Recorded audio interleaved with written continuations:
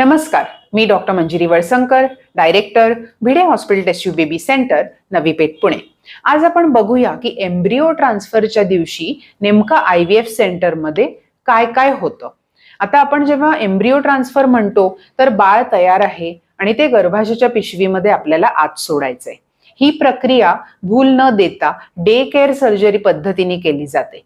Patient सकाळी admit झाल्यानंतर तिच्या अंगावर कोणत्याही प्रकारचं मेटल, दागदागिने, परफ्यूम, नेल पॉलिश असं काहीही अलाउड नसतं. IVF सेंटर ह्यामध्ये काही निर्जंतुकीकरणाचे काही नियम असतात.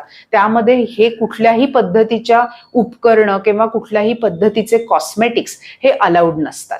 पेशंट खाऊन पिऊन घरनं येते, ती आल्यानंतर सोनोग्राफी करून आम्ही तिची ब्लॅडर ऍडजस्ट करतो, ज्याच्यामध्ये तिला 1-1.5 लिटर पाणी साधारण 1.5-2 तासामध्ये प्यायला थोडं थोडं देतो आणि एकदा तिचं व्यवस्थिशीर लघवीची ब्लॅडर अँगल व्यवस्थित आला की आम्ही ऑपरेशन थिएटरमध्ये घेऊन बाळ आत सोडतो.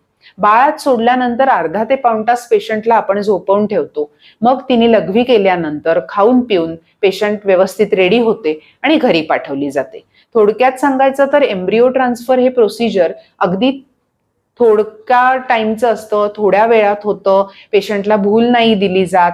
अतिशय पेशंट फ्रेंडली ऑपरेशन जरी असलं तरी टेस्ट ट्यूब बेबीचा रिझल्ट हा सगळ्यात जास्त महत्वाचा एम्ब्रिओ ट्रान्सफरवर अवलंबून आहे. धन्यवाद.